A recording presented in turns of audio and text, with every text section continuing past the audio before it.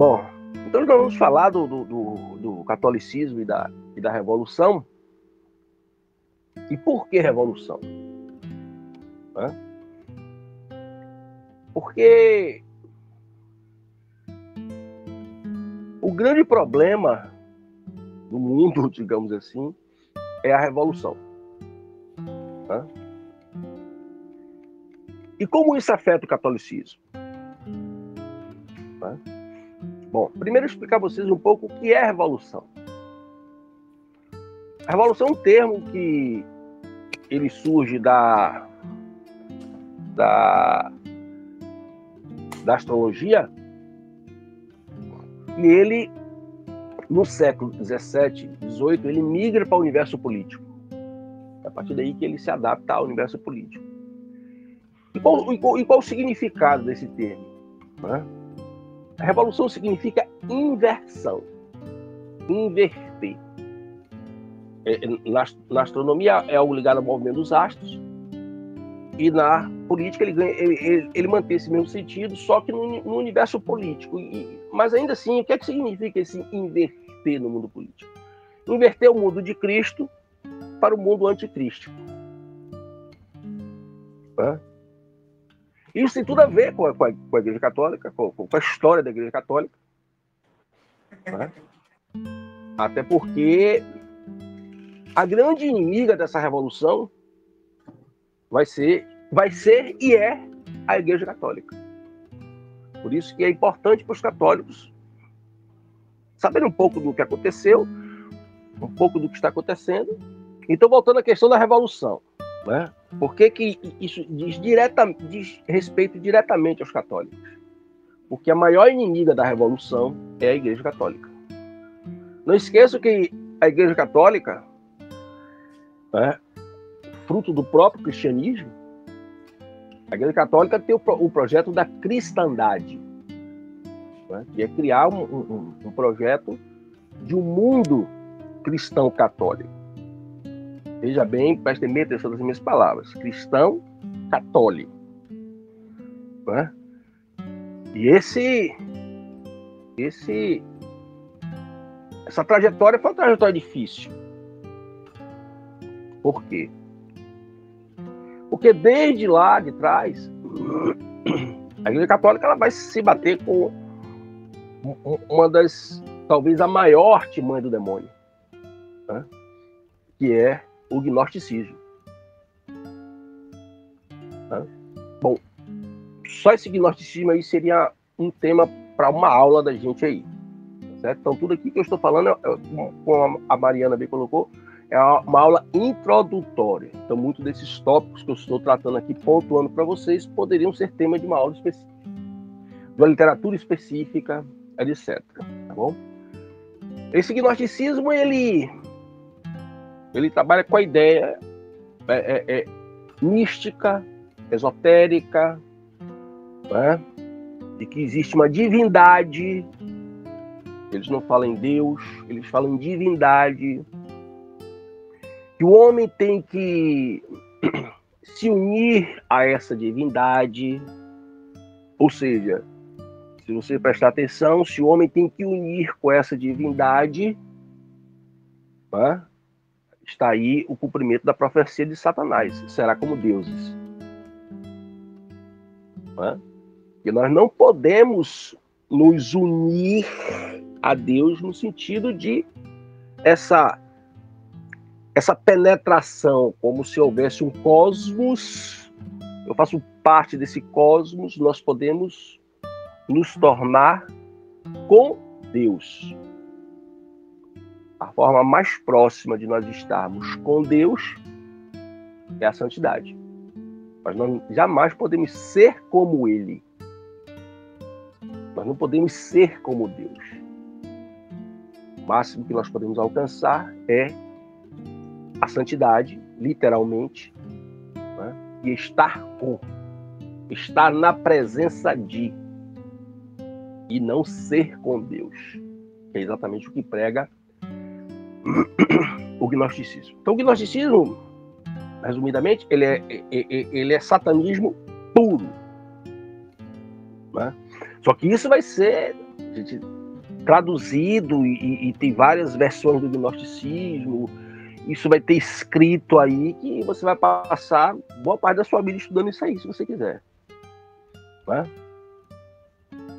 E só para também marcar aqui, existe uma diferença entre satanismo e luciferianismo. Isso é muito importante. Os satanistas, eles partem da ideia de que aquela conceituação tradicional, né? Lúcifer foi expulso e se tornou Satanás. O luciferianismo, não.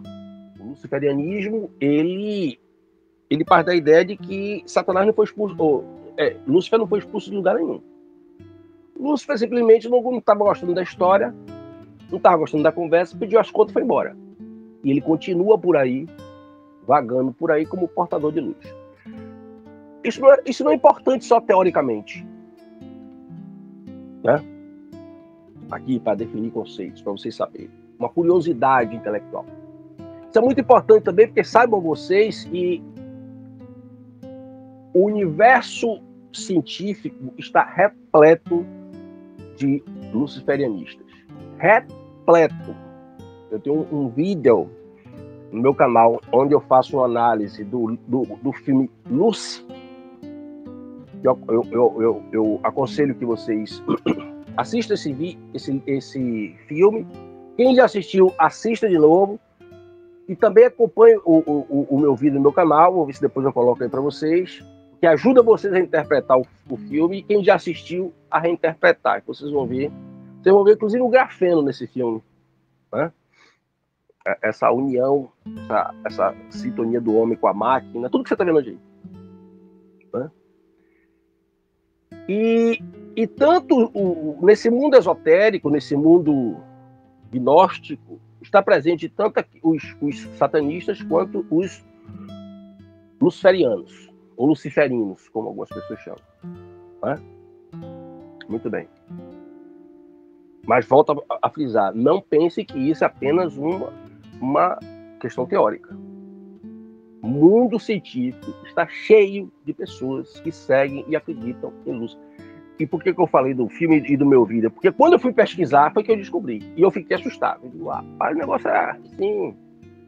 E naquele negócio que o mundo científico, as pessoas são ateias e tal. Esqueça isso. Pode ser assim o chão de fábrica. Mas os grandes cientistas, esses caras que estão aí por trás desse negócio aí de vacina, de outras coisas mais, é todo mundo adepto à luz, uma boa. Não tem nada escondido, não. Tanto sim que eu descobri pesquisando, né? Então, é isso. Só que esse gnosticismo, ele vai ganhando diversas formas, diversas adaptações, como é próprio do movimento revolucionário. Tanto do seu sentido teórico, ideológico, quanto do seu sentido prático, da praxis revolucionária, do fazer revolucionário. Eles estão sempre se adaptando, estão sempre, né, se adaptando a um determinado contexto. E aí, muito resumidamente, a gente vai ter uma dessas readaptações, dessas reorganizações, que de tempos em tempos eles se reorganizam, eles escrevem textos articulando o que já tinha até então de conhecimento, de experiência revolucionária. Só que isso sempre paralelo à Igreja Católica e atacando a Igreja Católica. Né? Como é que isso atingiu a Igreja Católica? Eu vou falar aqui também, resumidamente. Como é que isso atingiu a Igreja Católica? Particularmente o marco histórico, né? E não existe isso assim bonitinho, viu, gente? Não existe isso assim. Parou aqui, começou aqui. Isso não existe. Né? Mas quando é que isso visivelmente começa a abalar a Igreja Católica? E aqui eu quero também chamar a atenção de que, para que não seja mal interpretado, qualquer colocação que eu aponte erro na Igreja Católica, eu quero dizer a vocês que eu sou católico mariano fervoroso e acredito na instituição do papado, que é diferente da questão dos papas, e aí a gente vai ver como é que fica isso aí. Então não estou questionando nem a Igreja Católica, nem o papado. Mas nós precisamos identificar onde foi que... Como é que essa serpente começou a entrar na igreja? Quais foram os caminhos? Qual foi a época? A gente possa entender o momento que nós estamos vivendo hoje, que é de grave crise. Mas não é só uma crise política, que a gente vai ver como essas ideias teológicas se refletem no mundo político. E por que o católico... Prestem bem atenção no que eu vou dizer agora. O católico nunca... O católico que entende o que está acontecendo... O católico que é católico, que entende o que está acontecendo, ele nunca pode dizer que ele é de direito conservador, muito menos de esquerda. O católico que diz que é de direita conservador, ele não sabe do que está falando, nem como católico, nem como político, no universo político. Ele está nadando na maionese. Ele está ali surfando na onda.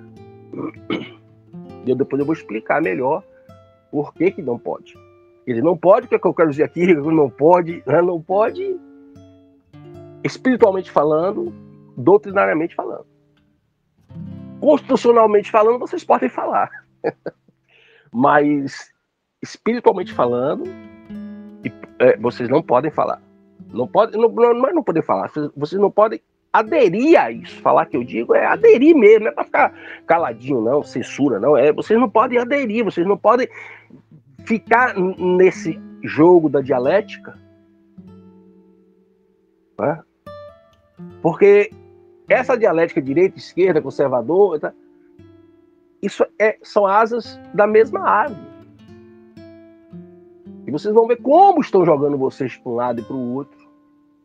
E aí você acha que você, apoiando Putin, você está do lado do bem. Você acha que você apoiar Bolsonaro está do lado do bem. Que você apoiar Trump, você está do lado do bem. Não, gente, é um jogo. Vou usar uma expressão bem mais conhecida e mais recente. É a mesma Matrix. Vocês estão no jogo. Por isso que quando alguém me pergunta, professor, o que é que o senhor é? Eu digo, eu sou batizado no catolicismo e tento ser católico. Eu sou da direita e da esquerda? Não, eu tento ser católico. O católico, ele é católico. Ele não é neutro porque o muro da neutralidade é casa do diabo. E no Apocalipse 21, Jesus compara o neutro, o omisso, ao assassino. Preste atenção lá em Apocalipse 21. Então, a omissão é um pecado mortal. Você tem que dizer, você vê ao mundo e você tem que gritar seu nome e dizer para que veio. Mas isso não quer dizer que você tem que se envolver na matrix cabalista, maçônica, que é o que rege a política no Brasil e no mundo há muito tempo. Desde pelo menos a Revolução Francesa. É isso que você tem que estar acordado. Tá certo? Mas depois eu vou fundamentar melhor, porque vamos caminhar aí que a gente vai fundamentar melhor essa ideia. Tá? Então, como eu estava dizendo antes, qual o marco que a gente pode utilizar para a penetração na igreja? Quando é que começa a destruição da igreja? Preste bem atenção nessa expressão. Essa expressão não está equivocada, não. A destruição da igreja. Eu acompanho isso, eu estudo, eu vejo vídeo de outras pessoas. Olha, gente, é um negócio assustador. Veja o que eu estou dizendo. A destruição da igreja. E nós, fiéis, temos um papel importantíssimo nesse processo de destruição da igreja ou de resgate da verdadeira igreja católica, a verdadeira igreja de Cristo. Na verdade, em boa medida, somos nós que vamos dar o toque final. Porque é o católico que, de boa fé, ele vai aderir às propostas do Vaticano II que trazem a chamada protestantização da igreja. Prestem bem atenção. protestantização da igreja. Onde é que isso começa, professor? Isso começa fundamentalmente como marco histórico lá no Renascimento. Livro de história, você estudou lá, sua escola, de vez em quando você pode ter alguma coisa, né? O Renascimento foi uma coisa, né? O Renascimento foi um ataque direto à Igreja Católica e ao cristianismo. Outro dia o pessoal, eu estava numa conversa aí com um grupo aí, o pessoal fez, a Terra plana. Eu digo, eu não vou entrar nessa discussão da Terra plana, porque o que é que estão falando? Porque eu não li nenhum livro sobre isso. E eu só falo do que eu sei. Eu não falo nada do que eu acho. Eu posso ter minha opinião, mas sempre embasada em estudos, leituras, pesquisas, etc. E eu não li nada sobre esses novos debates sobre terra plana, terra redonda. Mas uma coisa é certa. Aí eu sei. Aí eu até estou reproduzindo aqui a fala. Quando foi que isso começou? Exatamente, né? Pela o Kepler, Copérnico, Galileu. Essa tirar a Terra como centro do universo.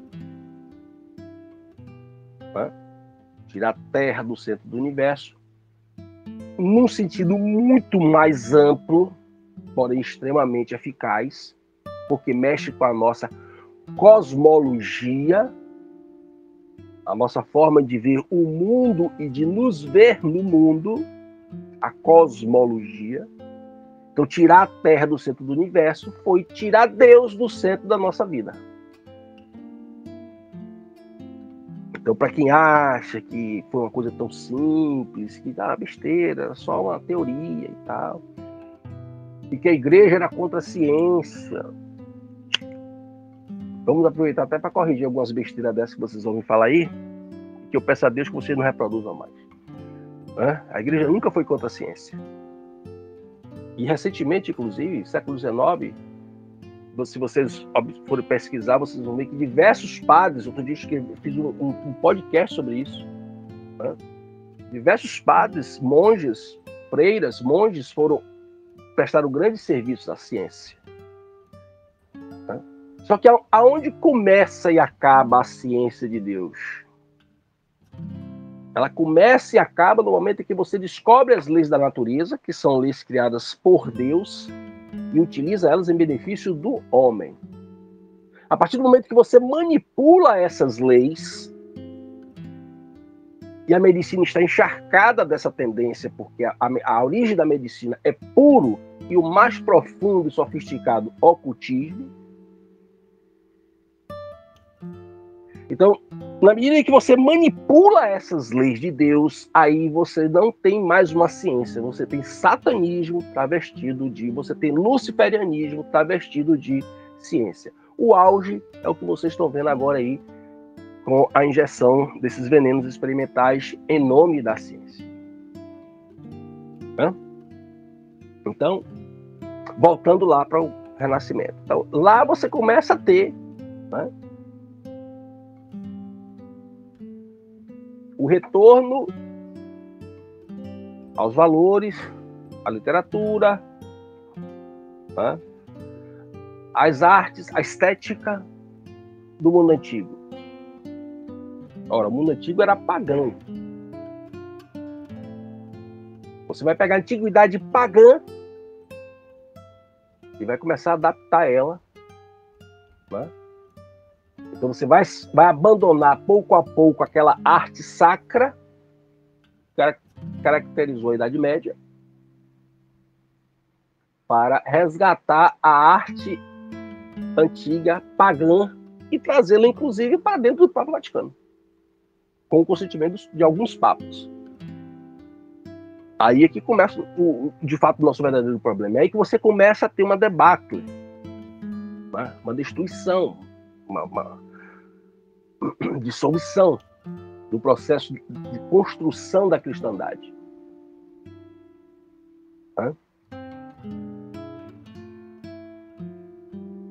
Esse renascimento, aí chega um ponto também importantíssimo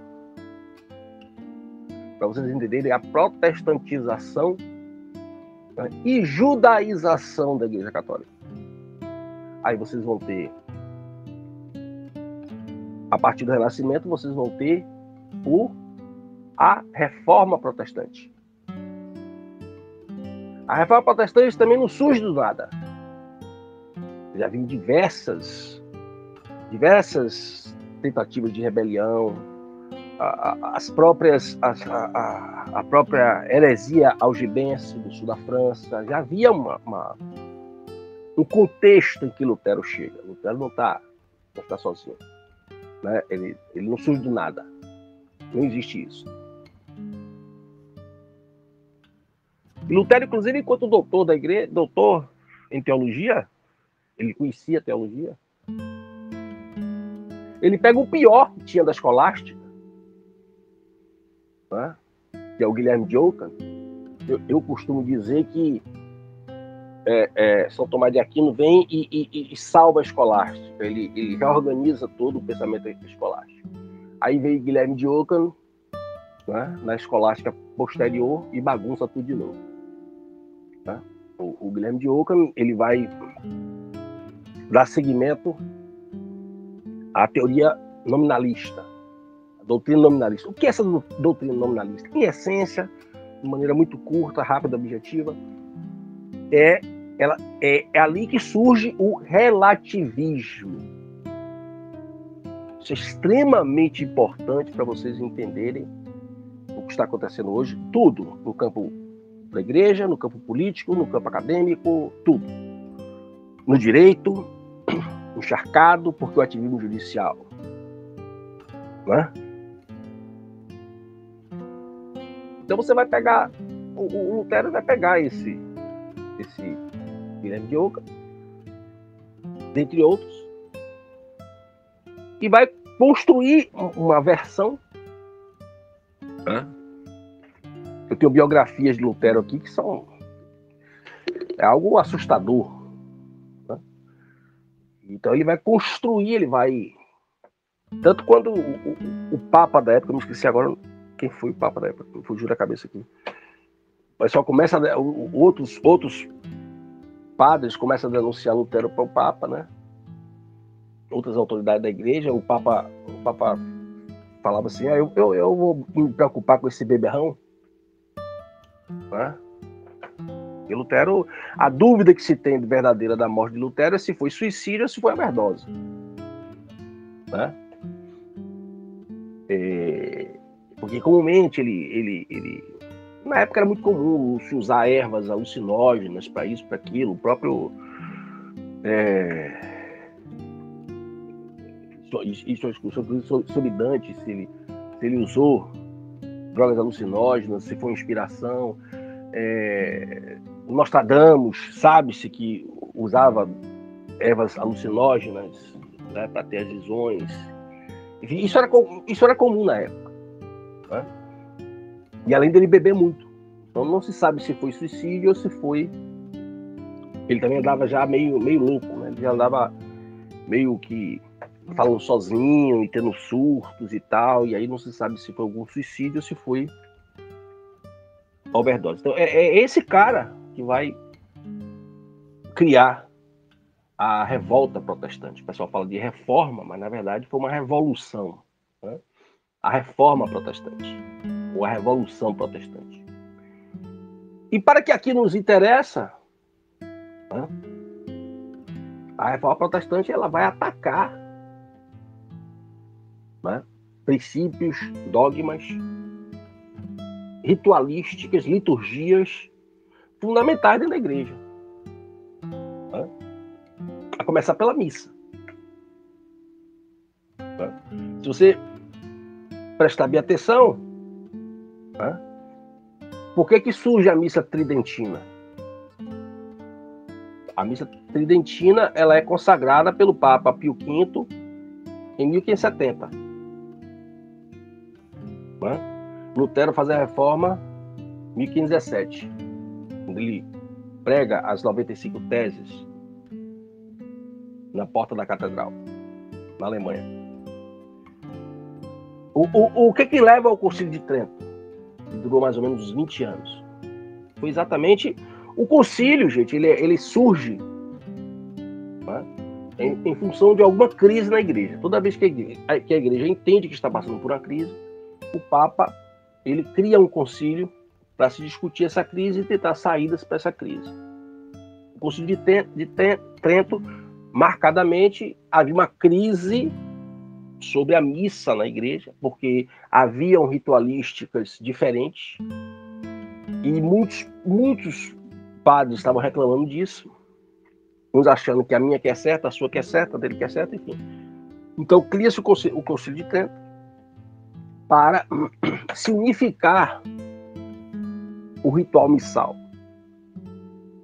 Né? Então observe bem o que é a importância disso. Né? A missa, ela é a espinha dorsal da igreja.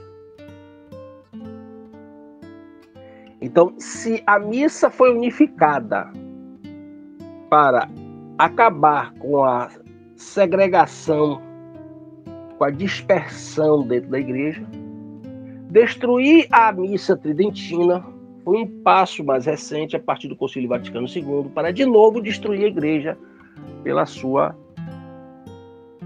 coluna dorsal. Então perceba, a igreja está em uma das suas crises, estabelece-se o concílio, unifica-se a missa. Pio V, 1570, missa tridentina. Salva-se a igreja de uma crise. Porque dali poderia haver rompimentos. Né? Como você tem, né, a igreja ortodoxa russa. Então você tem, né, uma série de fragmentações dentro da igreja católica, que deixaram até de ser católica. Né? Então, para evitar isso, o que é que o Papa faz? Ele unifica. Chega o Concílio Vaticano II, na década de 1960, faz exatamente o contrário. Quebra o ritual do missal, da missa tridentina, né? E aos poucos vai introduzindo essa missa que nós temos hoje, que não é a verdadeira missa católica. Esse é que é o problema. Daí porque vocês veem tanto, né? Não sei se vocês estão acompanhando, né? Agora com o Francisco, você vê essa briga, né? Que o Francisco aboliu de vez a missa tridentina, ou seja, ele consagrou. O Francisco também não inventa nada. O Francisco ele é a cereja do bolo, como eu digo. Isso já veio com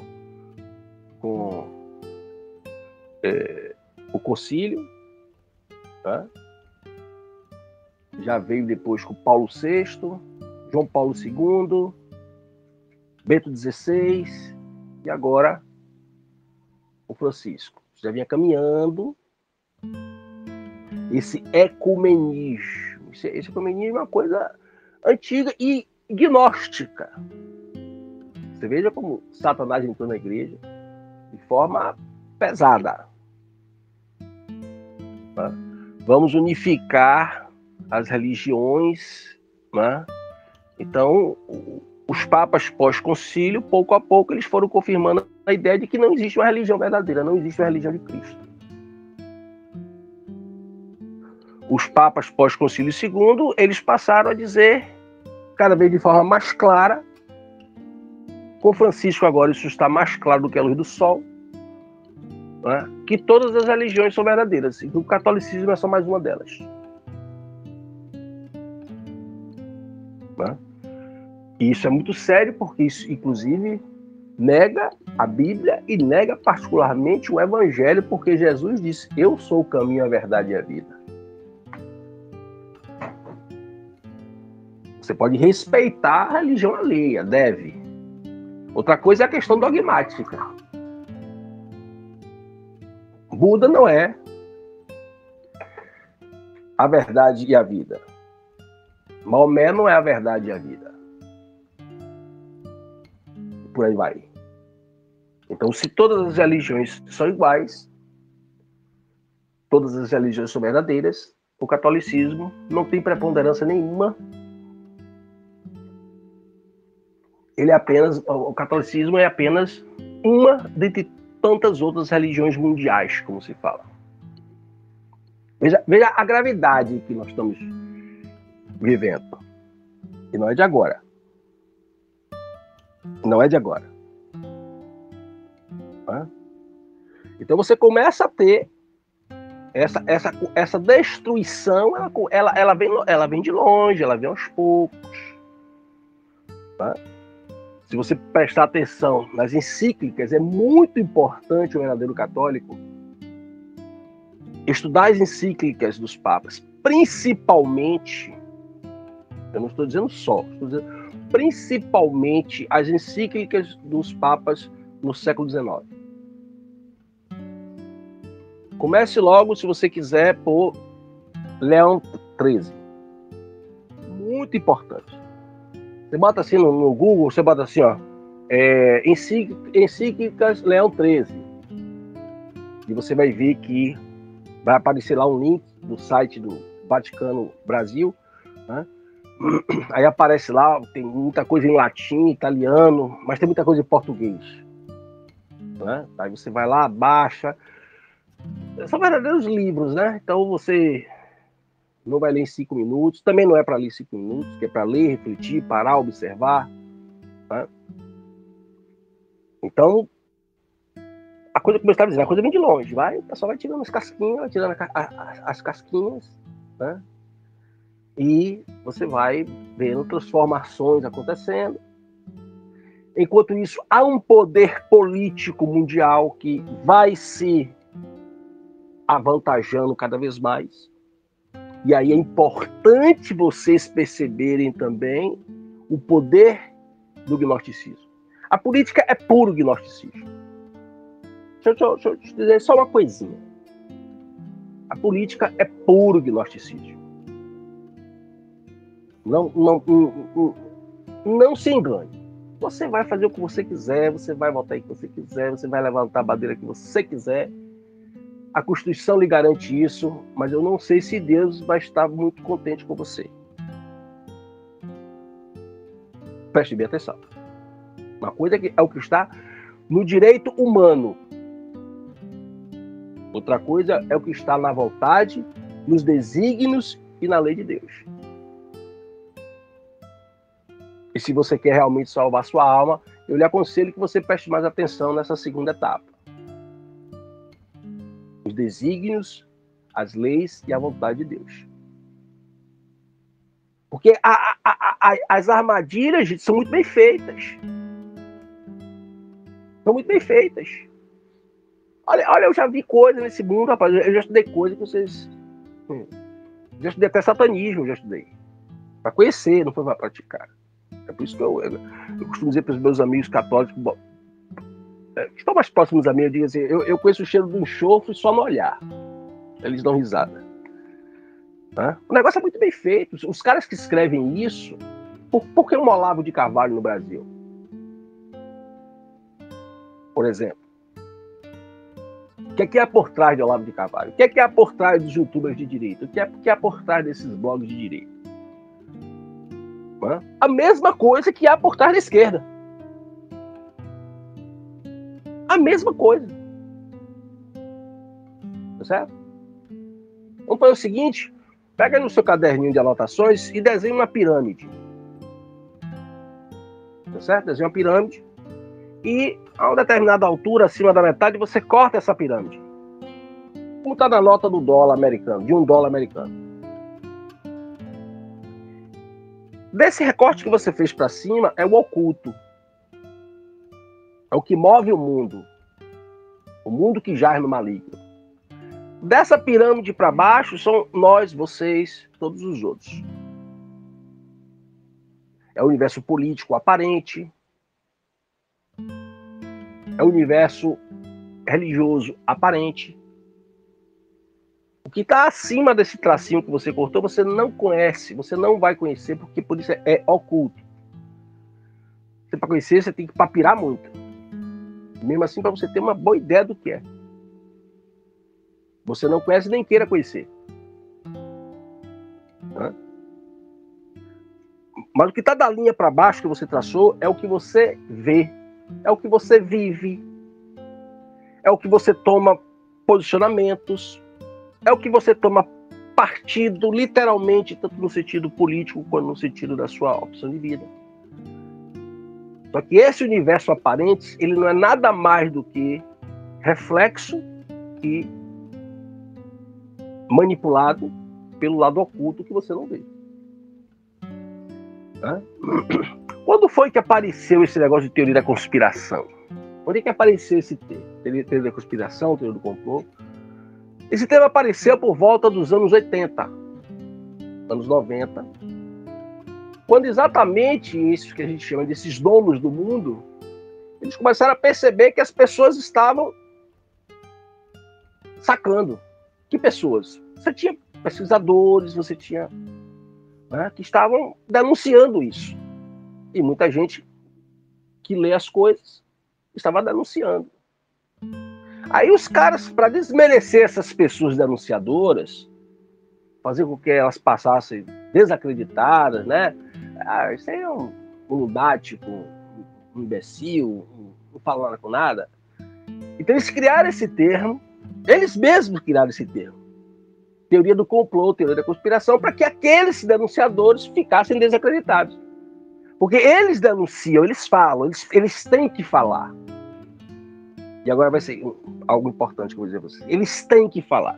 Daí porque os filmes com a programação preditiva, eu tenho um vídeo no meu canal explicando isso. Eles têm que falar, eles têm que se denunciar. Por quê? Para que você não diga amanhã, perante o juízo de Deus, que você não sabia. Então você veja até onde vai a malícia desse pessoal. Então os filmes estão dizendo o que é que vai acontecer, ou pelo menos o que eles estão planejando, porque o que vai acontecer depende da vontade de Deus. Nossa Senhora, nas suas aparições, deixa isso muito claro. E nas mensagens mais recentes para algumas beatas, ela tem deixado isso claríssimo. Claríssimo. Eles vão até onde e como Deus entender que pode ser. Nós sabemos que no mundo existe o que Deus quer e o que Ele permite.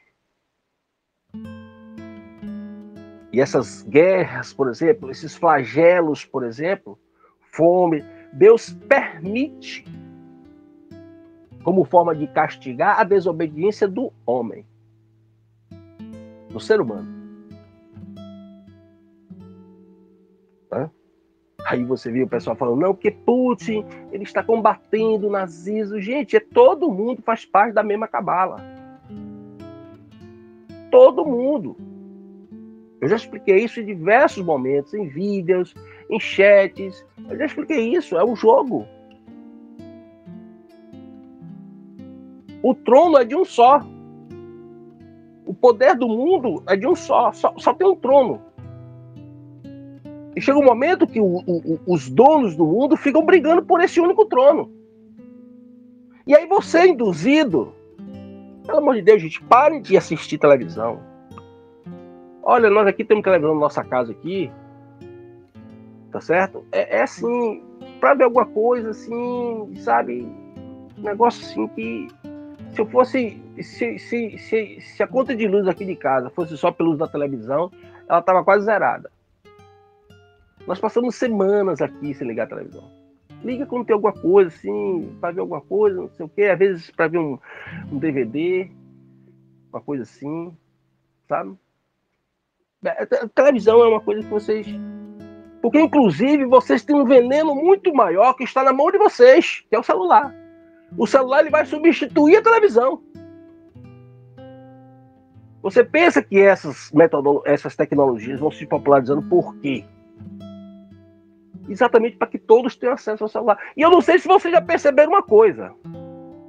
Que é que eu vou dizer para vocês. Vocês já perceberam que os novos celulares estão vindo com a bateria embutida? Vocês sabem por que os novos celulares estão vindo com a bateria embutida? Ou seja, você não pode tirar a bateria? Porque a única forma que você tem de não ser rastreado com o seu celular não é desligando ele, é tirando a bateria. Se você não tira a bateria do seu celular, mesmo com ele desligado, você é rastreado onde você estiver, a depender do satélite e da sofisticação de rastreamento que esteja rastreando. Então, os caras pensam em tudo, gente. Os caras pensam em tudo. E dentro da igreja, isso vai ganhar um espaço muito grande com a reforma do Concílio Vaticano II. Quando você vai ter uma protestantização da Igreja Católica. Muito cuidado com padre show, padre pop. Aquele Fábio de Mello, eu já disse até para ele no Facebook, eu digo, você não é padre, já disse logo. Os padres ficam se expondo em público dessa forma. Eu sei que muitos deles têm boa intenção de esclarecer, mas é perigoso. Outro dia eu vi um padre aqui, considerado isso, aquilo, outro, aqui da Bahia. O pessoal vai na curiosidade, faz pergunta em público, e aí? E o cara perguntou, foi uma mulher, acho que foi uma mulher, perguntou para ele se pensar numa relação homossexual era pecado. Ele disse que não. Não, padre. Quando Jesus disse que quando você pensar em adulterar, você já cometeu pecado. Quando você pensar no pecado, você já pecou, padre. Ou o senhor vai negar as escrituras? Se eu pensar em matar você, eu já estou pecando. Não é crime na lei dos homens, mas é pecado na lei de Deus. Se eu pensar em matar você, eu tenho, perante a lei de Deus, eu tenho que rezar muito, tirar esse sentimento ruim do meu coração, pedir a Deus, o Espírito Santo, que me purifique, que tire essa ideia de mim, que me faça perdoar a mágoa que você me causou, o dano que você me causou, ou que eu penso que você me causou. É isso que o verdadeiro católico tem que fazer. Mas eu estou pecando. Enquanto eu estiver pensando em matar você, mesmo que eu não mexa uma palha para isso, eu estou pecando. Aí os padres, muitos deles querem se tornar padres shows, padres pops, ficam se expondo, e para não se complicar, não ser depois chamado de homofóbico, não sei o que, dão respostas que vão num confronto direto ao que Jesus nos ensinou. Os grandes padres conhecedores, eles não são pop. Não são pop. Eu acompanhava muito o padre Paulo Ricardo. E eu já vinha percebendo umas coisas estranhas nos pronunciamentos de Paulo Ricardo. Ele é um inteligentíssimo, preparadíssimo. Eu já vinha... Mas tudo bem. Eu posso estar enganado. Posso estar interpretando mal. Até o dia que o padre Paulo Ricardo, ele vai dizer que... um texto, inclusive, onde ele vai dizer que nós deveríamos rezar pelos anjos caídos, aqueles que desceram junto com Lúcifer, porque esses anjos caídos, eles, na verdade, eles têm condição de se salvar, de voltar para o céu. Ora, minha gente, isso é a maior heresia do mundo. Eu não sei nem se isso é heresia ou é blasfêmia, já é difícil até de classificar isso aí. Isso é uma heresia que, inclusive, está no filme Noé. Assista aquele filme Noé, que é heresia do princípio ao fim. E a principal heresia mais marcante no filme Noé é exatamente essa. Os anjos caídos, depois que eles fazem a limpa do controle populacional, eles voltam para o céu. Demônio é demônio.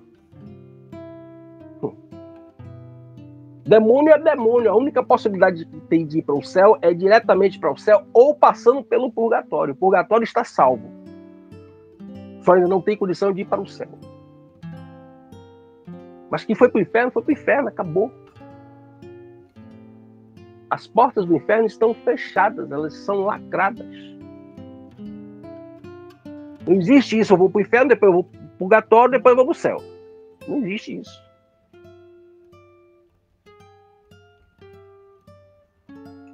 Aí você começa aquele catolicismo alegre, tal como o protestantismo. Porque quando Lutero vai dizer que a salvação é pela fé, você está vendo o reflexo disso hoje. Você pode fazer qualquer coisa desde que seja em nome de Jesus. Você pode fazer o que você quiser, desde que seja em nome de Jesus. Se você chegar no Rio de Janeiro, você tem organizações criminosas evangélicas. Eles estão traficando droga em nome de Jesus, matando em nome de Jesus. E eu estou citando aqui o exemplo do exagero, claro, né? O exagero. Mas é isso aí que leva. Eu posso fazer tudo. Eu tenho fé? Tenho. Ah, então abracei Jesus, pronto. Então agora na verdade é uma postura para o mundo. Não foi à toa que o alemão Maximiliano Weber, Max Weber, aqui no Brasil conhecido como Max Weber, ele escreveu a Ética Protestante e o Espírito do Capitalismo. É um livro denso, mas que deveria ser lido pelos católicos.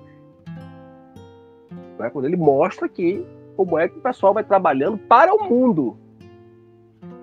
Você está salvo se você tiver riqueza no mundo.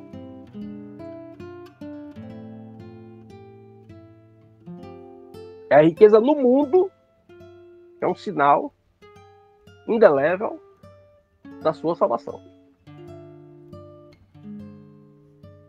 O católico ele não é alegre. O católico é combate. Permanentemente, dia após dia. O católico é um cruzado. Ele é um cristero. Ele é um guerreiro de Cristo. Todas as vezes que vocês estiverem sorrindo muito falando do catolicismo, em nome do catolicismo, lembre dos cruzados. Lembre dos cristeros no México. Daí que surge a expressão Viva Cristo Rei. Quando a maçonaria vai destruir a Igreja Católica no México, aí é uma outra história. E tem uma revolução, uma rebelião contra isso. E os católicos, não é católico culto não, gente. Analfabeto, gente com o pé largo, pisar no chão de barro, nunca calçou, no máximo uma sandália. Sertanejo. Imagine. Início do século XX. E quando eles iam para o fuzilamento ou enforcamento, perguntavam quais eram as últimas palavras, eles gritavam Viva Cristo Rei. E aí foi tanto Viva Cristo Rei, tanto Viva Cristo Rei, tanto Viva Cristo Rei, que o pessoal começou a cortar a língua dos caras antes de morrer. Para não gritar Viva Cristo Rei. Sabe o que eles fizeram? Começaram a abrir os braços na forma de cruz.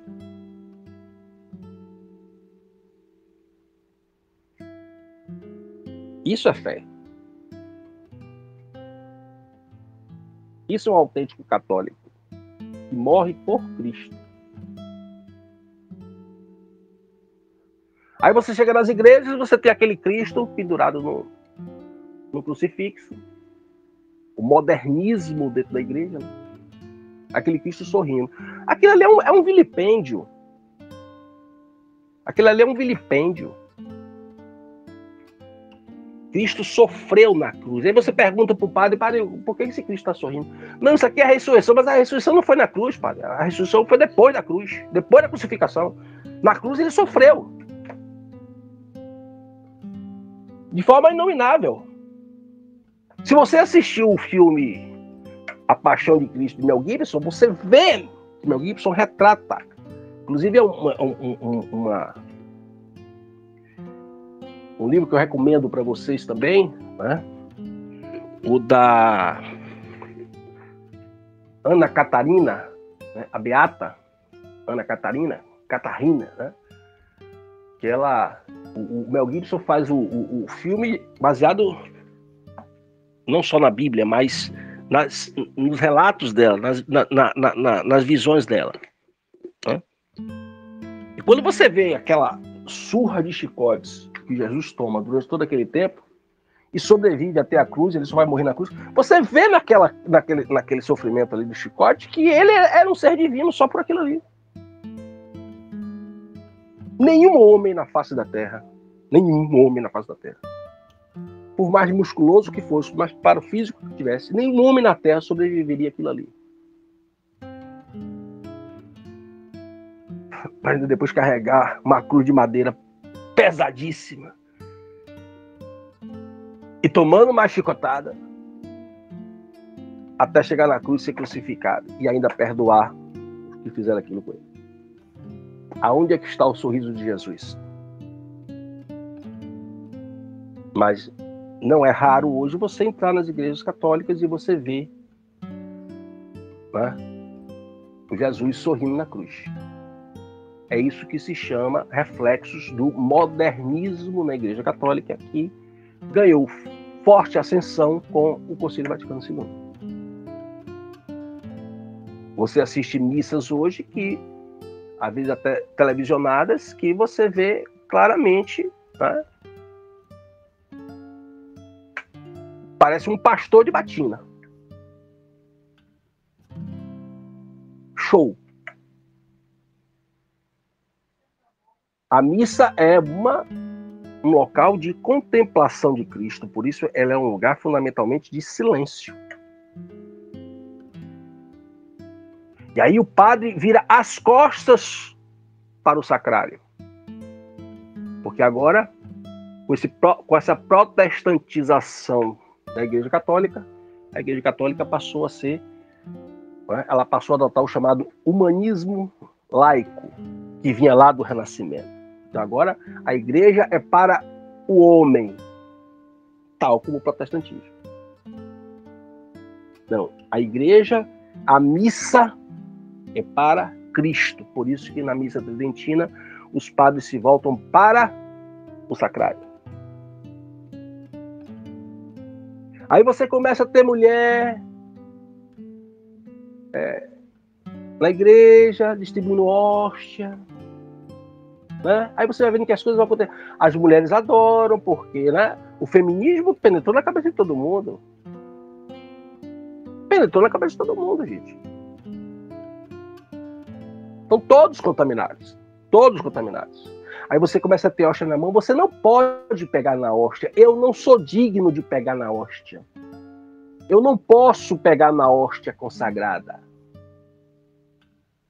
Eu pegar na hóstia consagrada é sacrilégio. Eu não posso pegar na hóstia consagrada. Eu não sou digno. Só um sacerdote pode pegar no corpo de Cristo. Por isso que a hóstia tem que ser entregue na boca. Porque eu não posso pegar nela. Aí não só ela é entregue na minha mão, como ainda por uma mulher. Aonde está no Evangelho, na Bíblia, que mulher pode ser sacerdotisa? Isto é protestantização da igreja. E você veja quantos aceitam isso. Você vai no Canção Nova, tem até a fala de línguas estranhas. Renovação carismática, parece que você está num show. Mas minha mulher assistia aqui, muito aqui Canção Nova, eu digo, cuidado com isso. Porque eles falam coisas bonitas, palavras de incentivo, pensamento positivo, aquela coisa toda. A pessoa que está embaixo assiste um programa daquele, fica até mais animada. Tá tudo bem. Se você quiser assistir enquanto estímulo do chamado pensamento positivo, tudo bem. Agora, enquanto católico, eu sinto muito lhe dizer. Sinto muito. Eu dizer, meu, cuidado que eles estão passando ensinamentos errados nessa conversa toda. No meio da conversa vem algo que não está de acordo com a Bíblia. Até que eu consegui, aos poucos, convencer minha esposa a não assistir mais a Canção Nova. Demorou, mas eu consegui, com fé em Deus. Muita reza minha, reza dela, nós conseguimos. Hã? Vencemos essa armadilha do demônio aqui dentro da nossa casa. Hã? Então você é levado a crer que você está dentro do verdadeiro catolicismo. Não. A verdadeira igreja, ela foi destruída. O que está se trabalhando agora, se vocês forem estudar isso, tem muito confronto sobre isso, né, muita discussão sobre isso, o que está tentando é se resgatar a verdadeira igreja. E ainda assim, tenham cuidado com esses resgatadores também, porque tem muita gente que está trabalhando como resgatador, mas o que está por trás disso é o chamado perennialismo, que é essa nova versão ocultista que adota discursos como contra o aborto, a favor da família, da pátria, liberdade. Mas qual liberdade Bolsonaro, representando a direita brasileira, está falando, gente? Qual liberdade? A liberdade luciférica, meu filho. Eu sinto muito lhe dizer. A direita, ela segue a linha da maçonaria azul, a ideia de liberdade. A esquerda segue a linha da maçonaria francesa, vermelha, revolução, num sentido mais explícito. E a síntese é o topo do triângulo, fraternidade. A fraternidade que Francisco tanto prega, de união entre as religiões, que já pregava o Bento XVI, que já pregava o João Paulo II.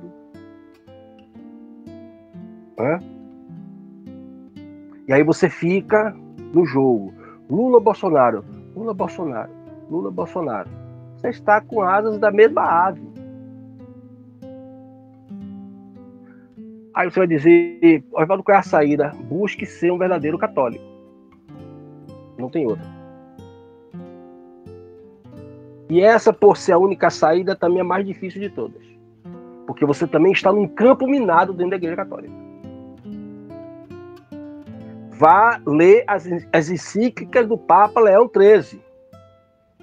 Eu estou dando a dica. Principalmente do Papa Leão XIII. Se você é maçom, se você é comunista, você não é católico, você está automaticamente excomungado. Existe mais de uma encíclica, inclusive, com essa condenação. Não, eu sou maçom, mas eu sou católico, eu vou na igreja. Não, você é maçom. Tá tudo bem, é um direito seu. Mas católico você não é. Porque você já foi automaticamente excomungado a partir do momento em que você pisou o seu primeiro pezinho, no seu primeiro dia no templo maçônico, você se tornou excomungado da igreja. Isso é o que está nas encíclicas a renovar do senhor Papa, Santíssimo Papa Leão XIII. Pode ler. Então vocês vejam bem o universo que nós estamos. Quando eu digo, se preocupem com a salvação da alma, se preocupem com a salvação da alma. Eu sei bem o que está dizendo. E não é porque eu sou santinho, não, viu? É porque eu também passo muito perrengue. Eu passo perseguições, eu passo tentações do demônio o tempo todo. Entende? É o tempo todo o demônio quer me destruir. O tempo todo. Não pense que minha vida é fácil, não. Não pense que eu estou falando aqui para vocês, não. Eu aprendi o que eu aprendi e Deus me deu a iluminação e a visão que me deu. Minha Nossa Senhora, minha Santíssima Maria, sempre virgem, Santíssima Maria, com muito sofrimento. Muito sofrimento. Eu não vou nem contar minhas histórias aqui, que eu não quero ninguém chorando. Mas não é só sentar ali, pegar um livrinho, pá, começar a ler, pá, e tal. Não. Não, não. Mas católico é isso. O católico, ele é um cristero, que significa um guerreiro de Cristo. Católico sorri de vez em quando. Tanto que as pessoas, quando eu sorrio, as pessoas fazem assim: poxa, você tem um sorriso bonito, muito obrigado. Não é porque eu fico de cara fechada o tempo todo. Mas eu sou uma pessoa muito, muito reservada, assim, muito séria, assim. Por quê? Porque eu tô alerta o tempo todo. Eu tô alerta o tempo todo. Tomando pancada o tempo todo. Errando, acertando. Ficando também assustado com o que eu vejo. Ou vocês acham que eu sou homem de ferro? Que essas coisas não me abalam? Hã? Claro. E não só abalam. Como Satanás sabe que eu vou publicar, aí ele vem com toda a força. Não duvide disso. E usa as pessoas à minha volta para me atacar de uma forma assim que vocês nem imaginam. Do nada. Do nada. Pior que eu até já sei. Fica tão claro que eu já sei o que é. Eu não fiz nada a você. Você já vem me atacando, já vem falando mal de mim por trás, já vem querendo me queimar. Eu já sei até o que é. Quer ver se eu tiver algum debate com você, alguma coisa? Eu digo, não sei. Mas do nada, eu já sei logo o que é. Entende? Então, muito cuidado com essas escolhas que vocês fazem hoje, com essas como é que eu posso dizer? Aderências que vocês fazem hoje. Vocês continuam tendo o livre-arbítrio e também direitos constitucionais. Mas cuidado.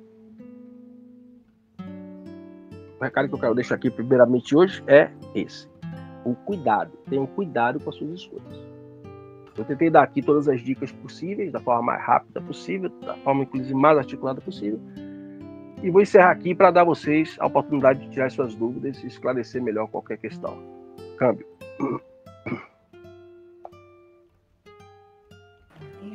Quem tiver alguma dúvida, pode perguntar, tá? É só clicar no microfone, vai abrir para vocês falarem e pode perguntar.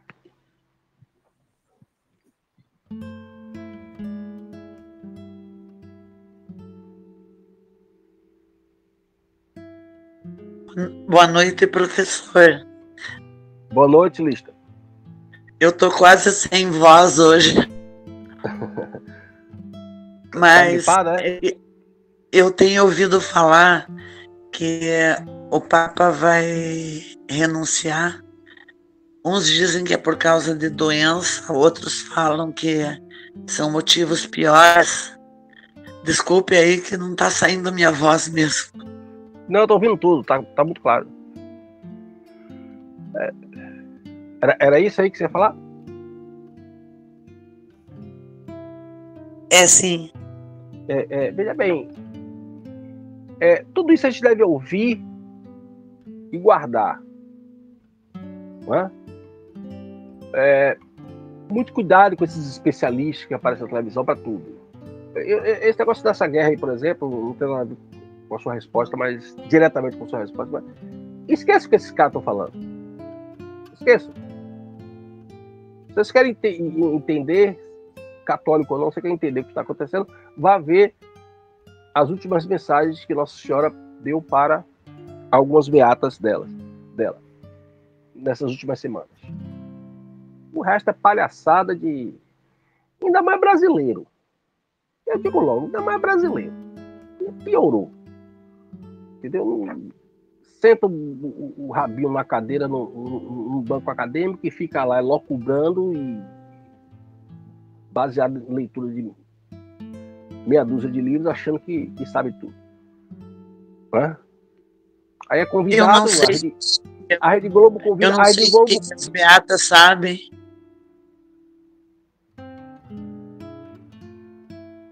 Algumas beatas receberam mensagens bem recentes de Nossa Senhora sobre esse problema na Ucrânia.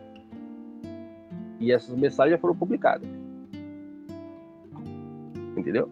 O senhor pode contar? Pode o quê? O senhor pode contar pra gente? Bom, em resumo, é que o Putin está sendo utilizado por Deus e essa guerra como uma forma de castigo à humanidade pela sua desobediência. E esse castigo vai ser pesado.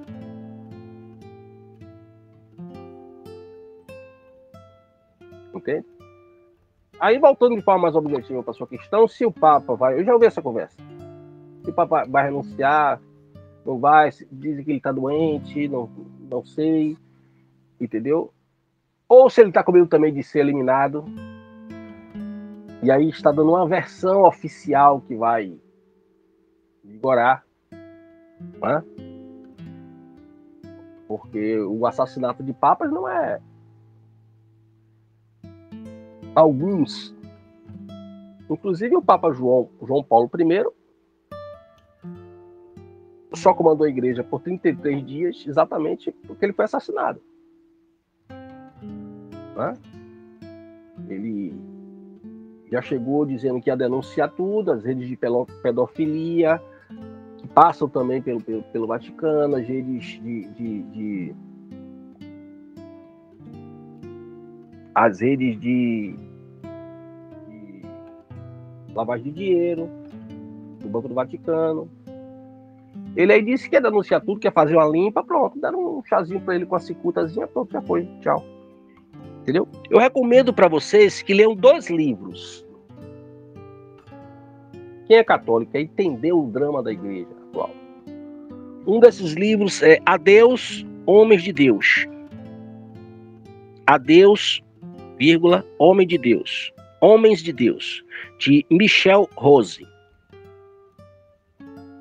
Ou Michael, né? Michel do Rose. R.O. Rose. E o outro é No Armário do Vaticano, de Frederic Martel. No Armário do Vaticano...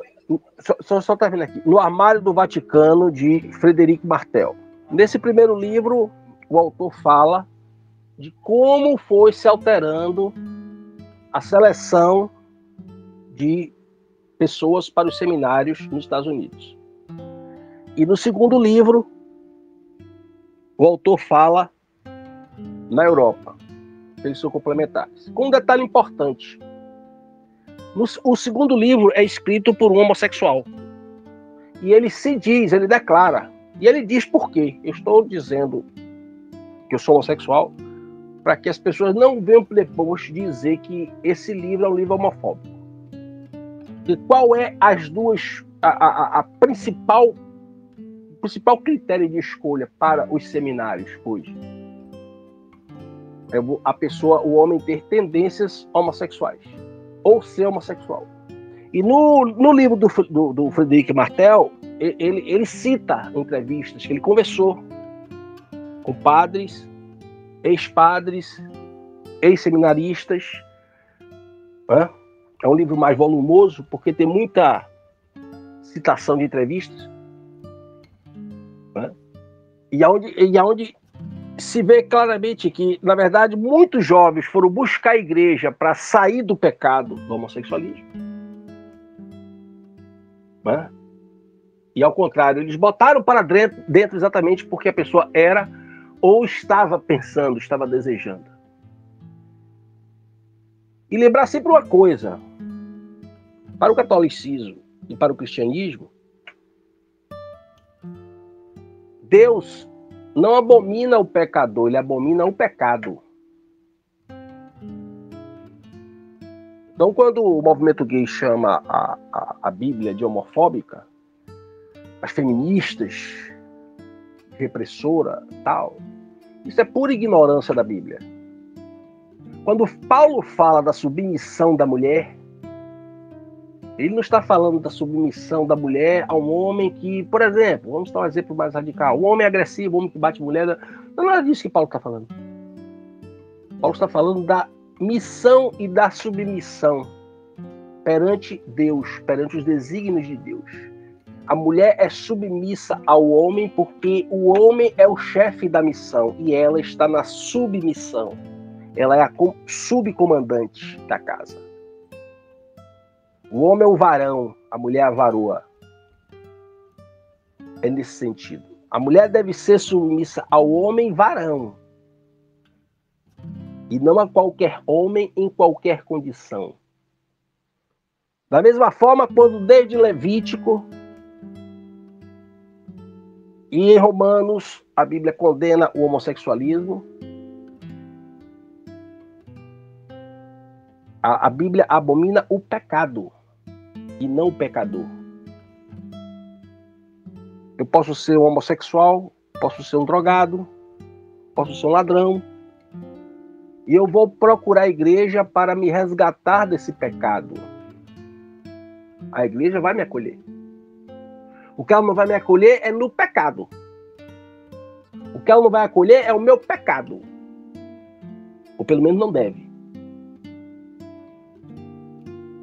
Então, se eu sou ladrão e vou buscar a igreja para limpar minha alma, para me resgatar desse pecado, eu tenho que deixar de ser ladrão.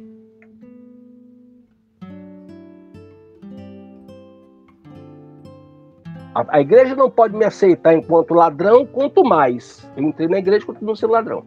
Aí eu tenho que ser expulso da igreja. Não porque eu sou ladrão, mas porque eu continuo pecando.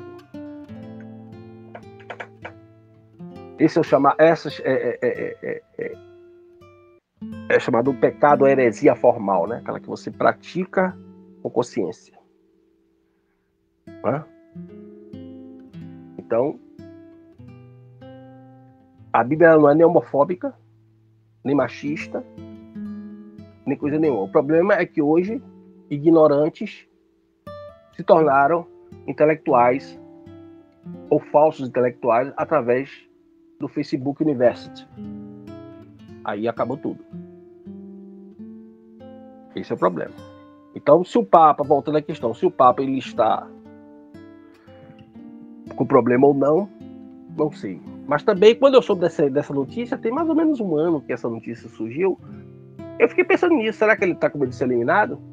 Porque ele já fez uma boa parte do trabalho sujo, sabe demais. Será que a mesma elite globalista que derrubou o senhor Barack Obama, a senhora Hillary Clinton, o senhor George Soros, que derrubaram o Bento XVI, já não estão tramando também algo contra ele? Entendeu? E ele ficou sabendo? O Vaticano tem um serviço de inteligência também muito bom, viu? Muito sofisticado. Ninguém é criança ali dentro, não. A gente não sabe. Mas a gente vai ter que esperar.